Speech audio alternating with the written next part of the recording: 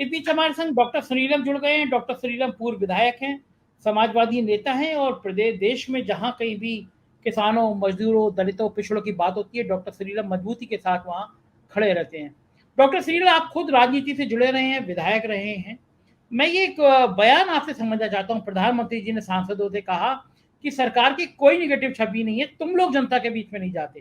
तो कौन सही बात है? सांसद नहीं जाते इसलिए परेशानी है, या प्रधानमंत्री जी को फीडबैक नहीं है, चीजें खराब है, या वाकई चीजें अच्छी हैं, सरकार के प्रति कोई नेगेटिव बात नहीं है जनता के बीच से? आपको क्या लगता है? देखिए, मैं अभी नीमच में था कल, और नीमच में था, रतलाम में था, और वहां पर मेरी बात पत्रकारों से भी हुई और पॉलिटिकल लोग भी मिलते हैं उनसे भी हुई। और वहां पर ये वाली बात पता चली कि दोनों कॉन्स्टिट्यूंसी की, मैं स्पेसिफिक बात आपसे कह रहा हूं कि भारतीय जनता पार्टी की हालत खराब है। अब खराब के जो कारण है उसके अंदर एक कारण वो भी है जो मोदी जी कह रहे हैं कि जो सांसद हैं उनका जनता के साथ में डिस्कनेक्ट है, लेकिन अकेला वो नहीं है और मुख्य तौर पर वो नहीं है।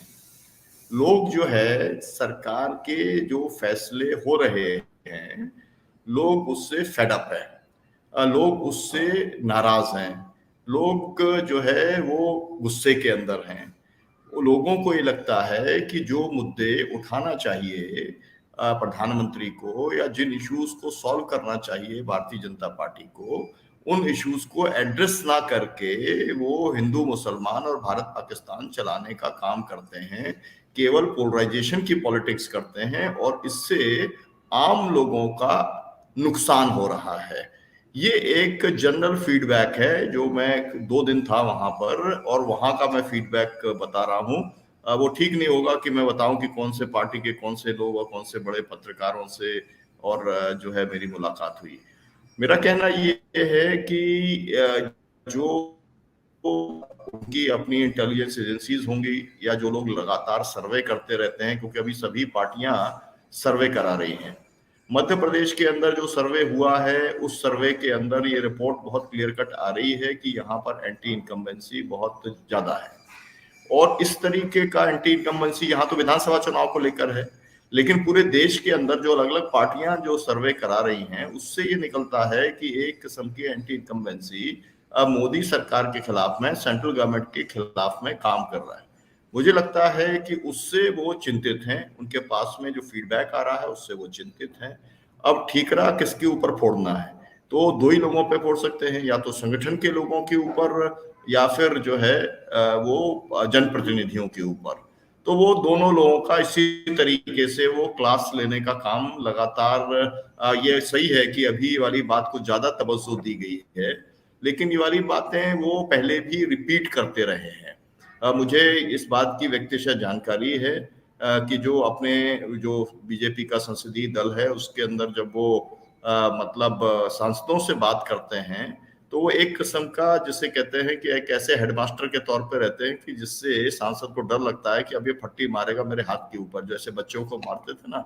और तो वो एक पूरे डर के वातावरण के अंदर वो उस तरीके की मीटिंग होती है, और वो एक एक व्यक्ति को जो है वो उनके पास में पूरा फीडबैक रहता है उस कॉन्स्टिट्यूंसी का, और वो जो भी उसकी एक कमजोर नब्ज रहती है या जो आता है फीडबैक, उसके ऊपर उसको पकड़ के सब लोगों के सामने सवाल कर देते हैं। मेरा कहने का मतलब ये है कि वो 2024 को सीरियसली ले रहे हैं, और उनके पास में फीडबैक जो आ रहा है वो चिंताजनक है।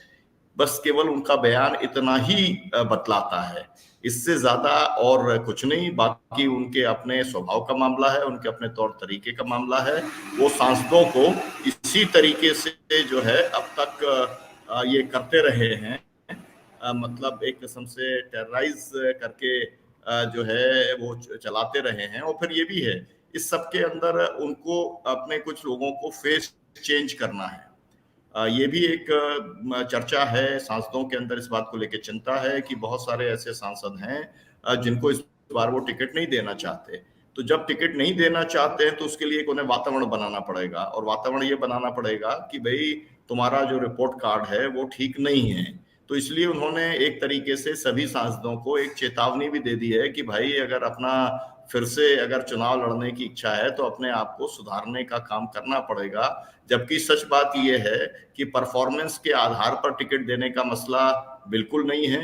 आजकल पार्टियां जो हैं वो कार्यकर्ताओं से भी पूछना बंद कर चुकी हैं। आजकल पार्टियां जो हैं वो सर्वे के आधार पर, मैं आपसे कह सकता हूं कि हमारे यहाँ पर मध्य प्रदेश में जैसे चुनाव होना है तो कमलनाथ भी जो हैं जो टिकट देने वाले हैं, विधायकों को जो टिकट देने वाले हैं वो टिकट भी वो देने वाले हैं सर्वे के आधार पर। 2 सर्वे हो चुके हैं, तीसरा सर्वे है। मैं जहां पर भी मध्य प्रदेश के लोग मुझसे बात करते हैं वो एक ही बात करते हैं कि भाई हमारा सर्वे हमारे क्षेत्र में चल रहा है और वो जैसा आएगा उसी के आधार पर टिकट मिलेगा। तो वो एक तरीके से कई निशाने साधने का काम जो है उनके द्वारा किया जा रहा है, ऐसा मुझको दिखलाई पड़ता है। जी संजय जी। सुनीलम जी, किस चीज के लेकर नाराजगी है? मतलब आपने देखा, आपने किसानों का आंदोलन किया, लखीमपुर वाली घटना पे आप आए, लगातार आप लोग किसान संगठनों के साथ थे, लेकिन लखीमपुर की सब सीटें बीजेपी जीत गई। गुजरात में प्रचंड बहुमत के साथ भारतीय जनता पार्टी जीती। तो ये केवल मंचों पे कह देना कि सरकार से नाराजगी है, विपक्ष अभी स्ट्रेटेजिकल तैयार नहीं हो पा रहा। कोई कौन मोर्चा किसके साथ जाएगा ये कोई प्लानिंग नहीं है। तो ये केवल केवल मंचों से कही जाने वाली बातें हैं या वाकई में बीजेपी के अंदर कोई बेचैनी है? डॉक्टर सुनीलम। देखिए, मुझे ऐसा लगता है कि सभी पार्टियां अपने अपना जो उनका अधिकार क्षेत्र है या जो कहा जाए कि इन्फ्लुएंस का इलाका है, वहां पर सभी पार्टियां अपनी तैयारी कर रही हैं। और जो है मतलब आप फिर चाहो तो आप रीजनल पार्टीज का देखेंगे तो वो भी तैयारी कर रहे हैं, नेशनल पार्टीज भी अपनी तैयारी कर रही हैं। तो ऐसा मामला नहीं है कि केवल एक तरीके से एंटी इनकम्बेंसी के ऊपर निर्भर हैं या जो भारतीय जनता पार्टी के खिलाफ में जो माहौल बनेगा उसके ऊपर विपक्ष निर्भर है। विपक्ष अपने खुद के जो काम है और अपने खुद के जो मुद्दे हैं उनको लोगों के बीच में ले जाने का काम कर रहा है। और मैं आपको ये बात बताऊं कि देखिए, खास तौर पर जो किसानों का मुद्दा है ना, किसानों के मुद्दे के अंदर आपको याद होगा कि जो संयुक्त किसान मोर्चा ने जो पूरी लड़ाई लड़ी थी, उस पूरी लड़ाई के अंदर जो है वो मुख्य बात जो है एमएसपी को लेकर थी, वो लागू नहीं हुई है। एमएसपी को लेकर के मतलब ना मिलने को लेकर के जबरदस्त असंतोष है। और क्योंकि बहुत ज्यादा इनपुट कॉस्ट बढ़ गया है और उसके जितनी महंगाई बढ़ी है उसके प्रोपोर्शनेटली जो है वो समर्थन मूल्य बढ़ाने का काम जो है सीएस जो मूल्य आयोग करता है उसने नहीं किया है, तो उसको लेकर के नाराजगी है। तो जो विपक्ष है वो किसानों के साथ में खड़ा हुआ है और उसको जो ताकत दे सकता है किसान आंदोलन को देने का काम कर रहा है। इसी तरीके से श्रमिकों का पूरा सवाल है। इसी तरीके से इस समय तो अडानी का जो मुद्दा है वो अपने आप में पॉलिटिकल मुद्दा बन गया है। इतने जल्दी कोई मुद्दा नीचे पहुंच जाएगा और उसके ऊपर नीचे चर्चा हो जाएगी, ये जानकर के मुझको भी बहुत ही आश्चर्य हुआ कि ट्रेन के अंदर भी लोग वही बात कर रहे हैं। जहां पर जो शादी ब्याह में जाओ तो वो वहीं पे लोग बातचीत कर रहे हैं, कहीं पे चौराहे पे वो बातचीत कर रहे हैं। तो अब इस तरीके के जो खुद ही एक किस्म के मुद्दे जो सरकार के द्वारा या भाजपा के द्वारा जो दिए जा रहे हैं ऑपोजिशन को, ऑपोजिशन उनका उपयोग करने का काम कर रहा है। और मूल तौर पर जो बेरोजगारी का मुद्दा है, मुझे लगता है कि वो सबसे अहम मुद्दा है, क्योंकि उस फ्रंट के ऊपर पूरी तरीके से भारतीय जनता पार्टी फेल हुई है, सरकार पूरी तरीके से फेल हुई है। तो जगह जगह पर बेरोजगारों को संगठित करने का काम भी जो है वो चल रहा है। तो मोर्चे कितने बनते हैं उससे कोई बहुत ज्यादा इंपॉर्टेंट नहीं है, क्योंकि मैं ये जो अपने चुनाव के अनुभव से मैं जानता हूं कि लोग या तो हराने के लिए वोट देते हैं, तो किसको हराना है और उसे हरा कौन सकता है।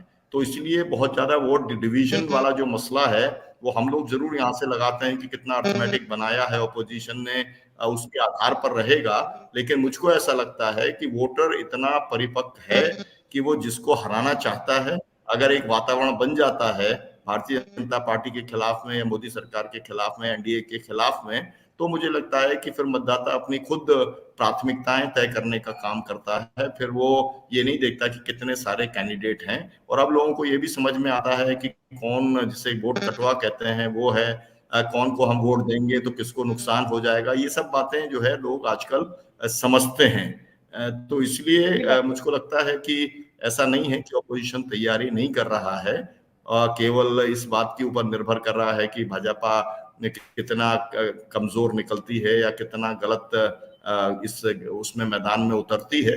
लेकिन मुझे लगता है कि जो काम 2014 से अब तक हुआ है उसमें एक मैसेज क्लियर कट गया है कि गैर बराबरी बढ़ी है, पूंजीपतियों की पूंजी बहुत ज्यादा बढ़ी है और गरीब की गरीबी बढ़ी है, और जो सरकारी योजनाएं थी उनका लाभ जो बताया गया था उसके 10% लोगों को भी नहीं हुआ है। चाहे वो आवास का मामला हो, चाहे जितनी भी योजनाएं हैं वो बहुत लिमिटेड लोगों को उपयोग जो है उसका लाभ मिला है।